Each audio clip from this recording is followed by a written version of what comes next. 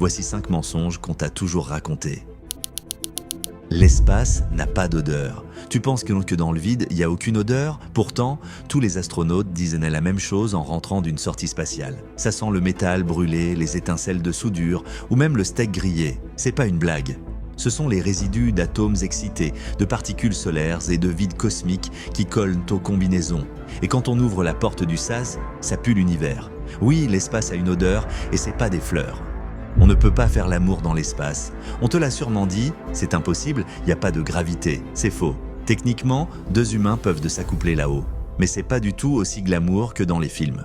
Tu flottes, tu rebondis, il n'y a pas de friction, les corps se repoussent naturellement. Tu dois littéralement t'attacher à l'autre. Et niveau logistique, intimité zéro, rythme cardiaque instable, fluide corporel qui dérive, la NASA refuse de confirmer si ça a déjà été tenté. Mais il y a des rumeurs très sérieuses de tests entre 2 astronautes américains dans les années 90.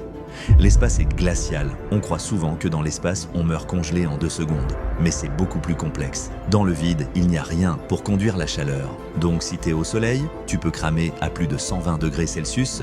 Et à l'ombre, tu peux geler à moins 150 degrés Celsius.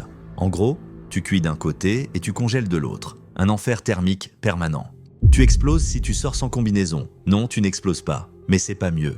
Si tu sors dans l'espace sans combinaison, tu gonfles, ton sang bout doucement à cause du manque de pression. Tu perds connaissance en 15 secondes et au bout de 90 secondes, t'es mort. Pas d'explosion, pas de cri, juste un silence et ton corps qui dérive. Personne n'est jamais mort dans l'espace. C'est rare, mais ça s'est déjà produit. En 1971, les cosmonautes de Soyouz 11 sont morts à plus de 160 km d'altitude. Une valve s'est ouverte après leur retour dans l'atmosphère. Leur capsule s'est dépressurisée d'un coup. Leur sang a bouilli, pas sur Terre, dans l'espace. C'est le seul cas connu où des humains sont officiellement morts hors de l'atmosphère terrestre. Tu veux que je te raconte les 5 plus gros mensonges sur les dinosaures ou sur le cerveau humain? Laisse un like, partage et dis-moi en commentaire ce que tu veux exploser comme vérité.